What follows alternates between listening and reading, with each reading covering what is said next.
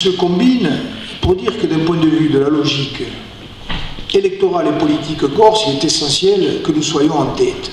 Parce que ça va être regardé aussi ailleurs. Maintenant, je voudrais terminer sur les deux raisons politiques de fond qui font que nous avons besoin que François soit élu et nous avons besoin d'un député européen. Premièrement, c'est dans le rapport actuel à l'État. Moi, je ne reviens pas sur ce que j'ai dit ce matin, vous l'avez peut-être lu. Celles et ceux qui ne l'ont pas lu, je vous demande de regarder. C'est important, non pas parce que j'ai une vanité d'auteur, mais parce que je pense qu'il faut prendre la mesure de la gravité de la situation actuelle. Je vais le dire en quelques phrases et sans vouloir dramatiser. Jusqu'à aujourd'hui, on était simplement entre guillemets, dans un déni de démocratie de la part de l'État.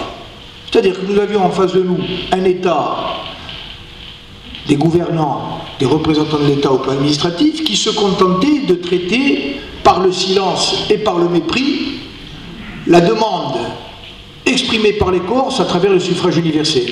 En gros, vous êtes des élus locaux et on ne parlera de rien de ce qui est essentiel pour vous. C'était déjà grave, parce que se comporter comme ça, c'est tourner le dos à la démocratie et c'est tourner le dos au suffrage universel. Mais aujourd'hui, on est dans autre chose depuis quelques semaines.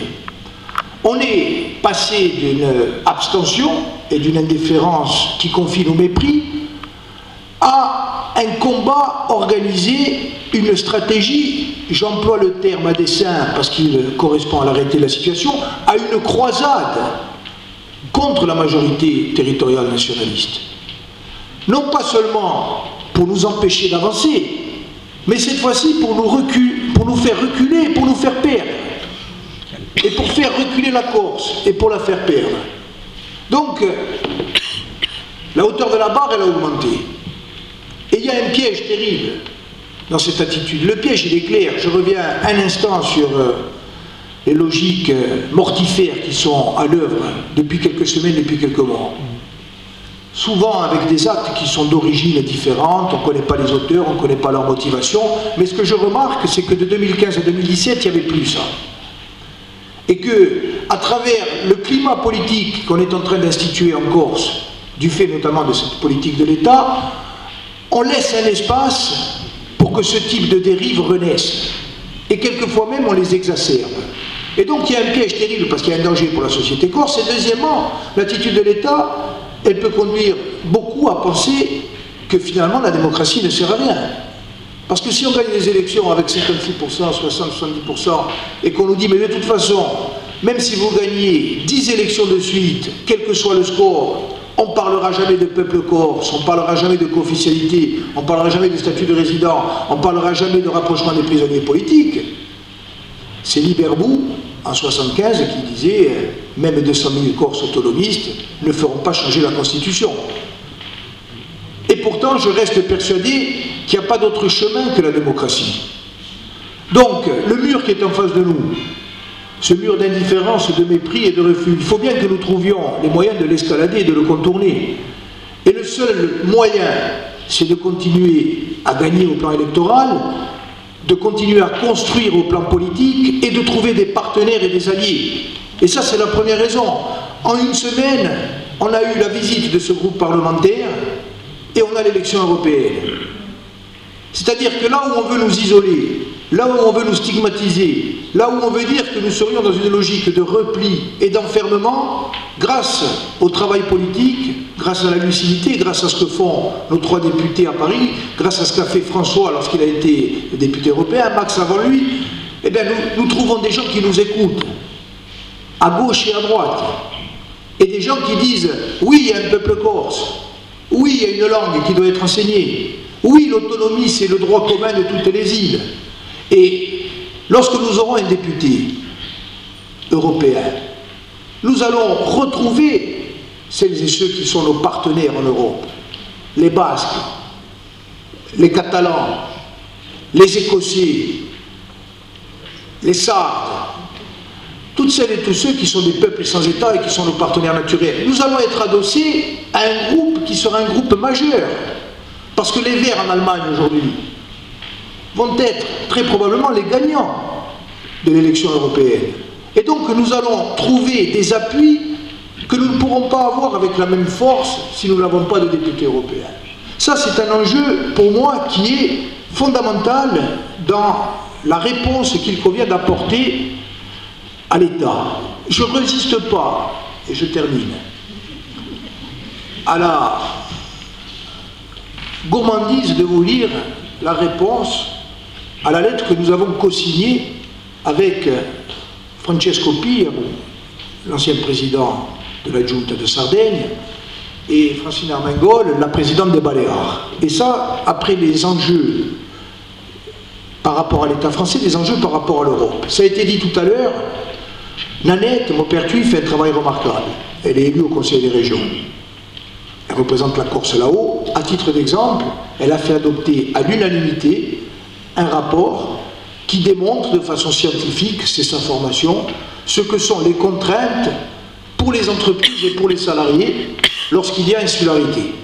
Ça a été voté à l'unanimité et ça va être un support opérationnel pour la demande, par exemple, de statut fiscal et social. Mais au jour d'aujourd'hui, les îles ne sont pas prises en compte au niveau européen. Et les mois à venir vont être des mois décisifs. On va discuter du nouveau cadre budgétaire européen, on va discuter des nouvelles politiques. Et donc, nous avons par exemple fait valider le fait que dans toutes les politiques publiques européennes, il faut introduire une clause d'insularité. Ça a été voté à l'unanimité par le comité des régions et on a écrit ensemble avec les Baléares et la Sardaigne, dans le cadre de l'action que j'ai pu développer au long de la Corse, au sein de la commission des îles. Lettre argumentée, on est allé voir le commissaire européen, il a dit nous on est prêts à le faire, il faut que vous soyez soutenus par vos gouvernements respectifs. On a écrit à nos gouvernements respectifs, les Sardes, on leur a dit oui, les Baléares, on leur a dit oui, moi j'ai pris ma plus belle plume, qui c'est qui me répond? Le hasard fait bien les choses, c'est pour ça que je dis, il y a une gourmandise. C'était la veille de son départ, c'était Madame Loiseau. Le 21 mars, la concurrente de Cézig.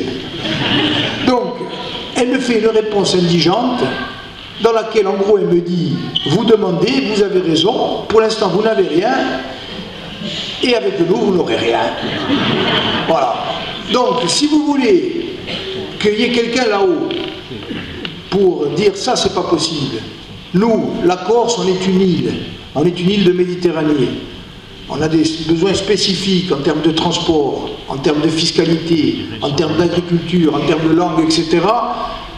Il n'y a pas d'hésitation. Il n'y a pas l'ombre d'une hésitation. Et un dernier mot. Moi, je trouve qu'on est dans un moment de régression extraordinaire. Je vais finir en parlant des Catalans. Moi, je comprends très bien qu'on puisse être contre l'indépendance de la Catalogne, qu'on puisse être espagnoliste, qu'on puisse ne pas partager le combat du peuple catalan pour l'autodétermination, etc.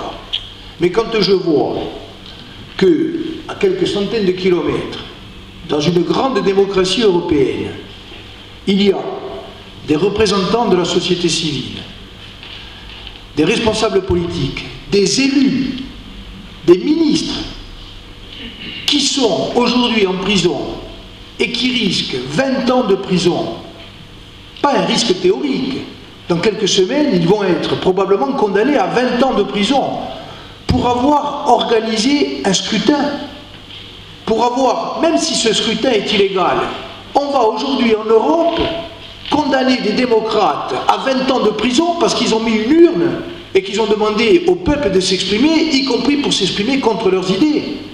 Mais vous vous rendez compte que ça s'est passé et que non seulement personne n'a rien dit, mais que celles et ceux qui disent sont considérés presque comme étant des subversifs.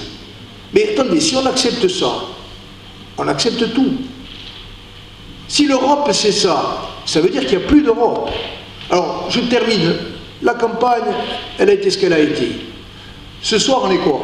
Je me perds le fil.